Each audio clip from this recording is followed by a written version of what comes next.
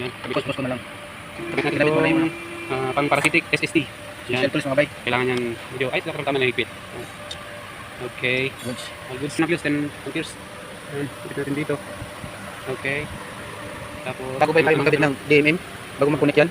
pwede muna natin yung Tatanggalin natin yung fuse. Pero dito, i-unlock yung switch niya. i-unlock natin to para matest natin kung di puputok yung fuse. Oo. Yung fuse ang iningatan natin. Oo. Ibig sabihin, pumutok mga bay, nalakas yung parasitic niya. Okay. Okay, ibig sabihin, goods. Use goods. Test. Okay. Test natin. Voltage bay. Okay. DC yan mga bay ha, DC. DC.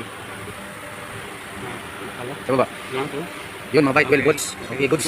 It means goods ang fuse mga bay. SST niya. Okay. Tapos tanggalin na natin tong Fuse. Okay, kakabit natin yung DMM mga bay. Set up natin sa Yun mga bay, huwag kalimutan yung color red, ilagay sa ampere. 10 amps. 10 amps below, pwede yan mga bay. Para sa DMM.